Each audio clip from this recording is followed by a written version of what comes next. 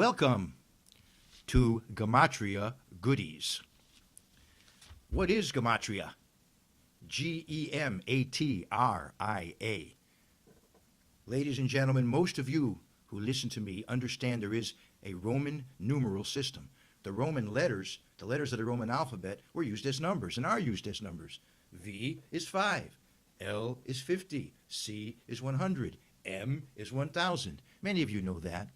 Well, the Bible was written with the Old Testament was written in the Hebrew alphabet, and the Hebrew alphabet is also a numerical system, with each letter of 22 basic letters having a numerical value. And even at times, the 5 letters that have final forms at times are given a numerical value, but generally not.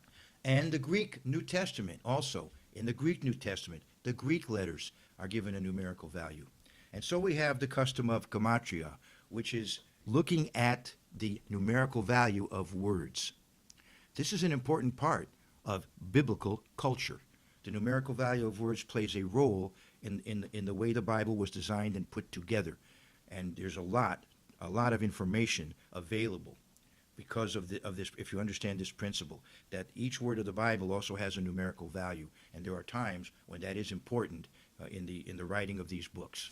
For example, I'll just give you one example without explaining it today, because I want you to come back another time.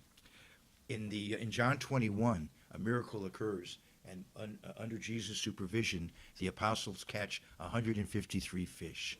Why? Well, you know, when you write to the Church of Christian Commandment Keepers, when you write to us, you write to 52 Riley Road, Box 153. Oh, Celebration, Florida.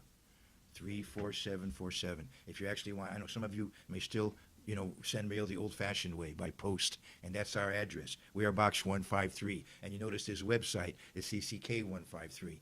The reason has to do with Gematria. And in Jewish culture, Gematria is very important. Some of you may watch telethons on TV. There's the Chabad telethon, Chabad. Usually in the autumn of the year, Chabad, a charitable organization, an ultra-Orthodox Jewish organization that does a lot of charitable work, they have a telethon that particularly many of you in Southern California, perhaps have watched. And if you watch the Chabad telethon, many people are going to donate funds. $18, $180, $36, $54, $1,800, multiples of 18. Why? Because the word for alive in Hebrew, the word for living, alive, is chai, chet, yud. Chet is the 8th letter of the Hebrew alphabet. Yud is the 10th letter. Chai equals 18. Alive. And so in honor of life. To life, l'chaim. L'chaim, l'chaim, to life. So many Jews, when they make donations, they make donations in multiples of 18. Maybe you have seen people even wearing a necklace with chet and yud, chai. Some people wear it as a necklace. But I want to go even further. In the Jewish community that is what we call Sephardic, the Mediterranean Jewish community, they like to give donations in multiples of 26, $26, $260, maybe $52. Why is that? Because God's personal name, YHWH, Yahweh,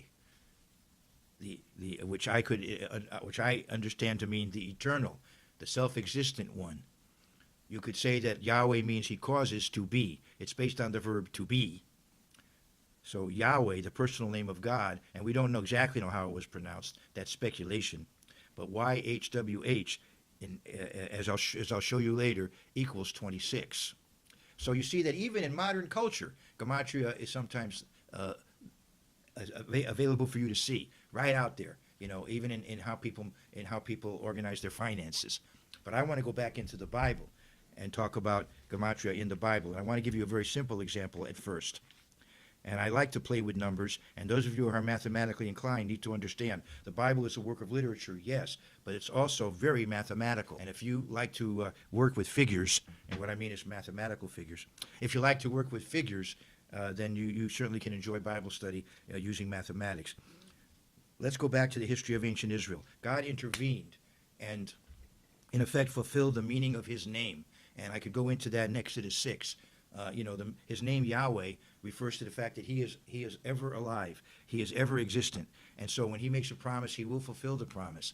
And he made promises to the patriarchs. And they knew his name was Yahweh, but they didn't experience the fulfillment of the promises. So he says to Moses in Exodus 6, they knew me, but they didn't really know my name Yahweh. Why didn't they really know his name? They knew the name, but they didn't know. If you look at the book of Genesis, you'll see they knew the name, but they didn't experience the fulfillment.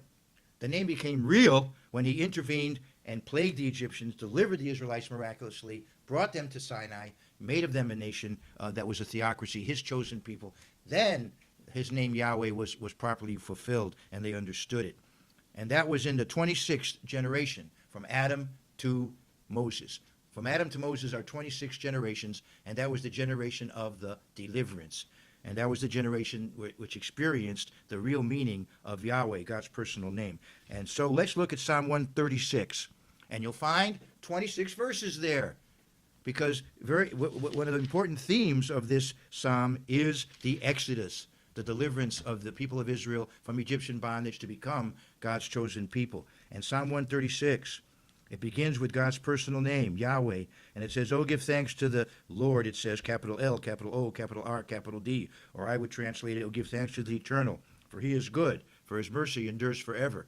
And this is set up in what we might call an antiphonal way,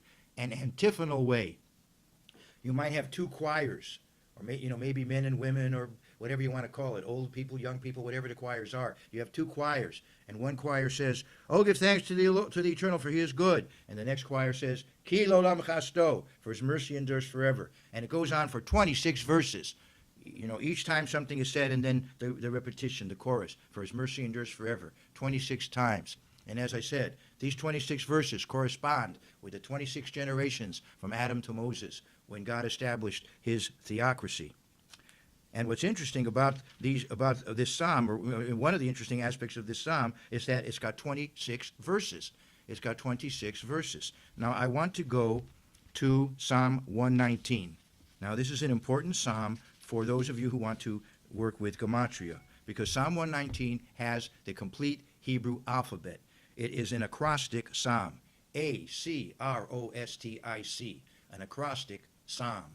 That is, it's in alphabetical order. The first 8 verses begin with Aleph. The next 8 verses begin with Bet, and so on. For 22 sections of 8 verses each, 176 verses. See, you're getting a lot of mathematics today, a lot of arithmetic. So, if you look at Psalm 119, you see the first letter of the Hebrew alphabet, Aleph, is written above the first 8 verses in your Bible. And in some cases, you even see an Aleph there printed, or in some just the word Aleph, right? If you have an English translation. Well, that's letter number 1. Now, if you keep going to letter number 8, look at verse 57. That's the 8th letter of the Hebrew alphabet. It is called Chet. And as I said, the word Chai is often spelled C-H-A-I. This letter Chet could be spelled C-H-E-T-H, pronounced Chet. It's the 8th letter. Everybody all right? Now, jump to verse 73. And here we have Yod, or Yud, and that's the 10th letter. So you see that Chet and Yud, Chai, spell living, alive. And that's what I told you, that 18 is therefore a number important in Jewish culture, because Chai, Chet, Yud, has to do with being alive. Now remember that in the ancient Hebrew Bible, the vowels were not written. Only the consonants were written. So Chai was written Chet, Yud. And when you read it, you knew how to pronounce it. You pronounced it Chai. Nowadays, there are dots and dashes that we can use to show you what the vowels ought to be. They were added later on. All right? Now I want to go back again to 73, and that is Yud. That's the first letter of God's personal name, Yahweh. And let's go now to the 6th letter of the Hebrew alphabet in verse 41, the Vav. It's spelled in your Bible W-A-W or W-A-U. Wa or wow. Wow! But actually, it's, Wa, or it's pronounced nowadays Vav. And that's the 6th letter of the Hebrew alphabet. And you see it in verse 41, Vav. So Yud is one of the letters of God's name. Vav is one of the letters in God's name. And there's another letter that's there twice. And that is in verse 33, the letter He in verse 33. See that? That's the 5th letter of the Hebrew alphabet. So God's personal name is Yud, He, Vav, He. 10, 5, 6, 5. So you put them together and you come up with the numerical value of God's personal name, Yud He Vav He, YHWH. As I said, the vowels were not written originally in the text. That equals 26. So it's interesting that in Psalm 136, we find 26 verses praising the Eternal, praising Yahweh for delivering his people. And he did it in the 26th generation, all the way from Adam to Moses. So that's interesting how that all ties in, that history ties in with the numerical value of God's personal name. So I think that's at least some goodies from Gematria.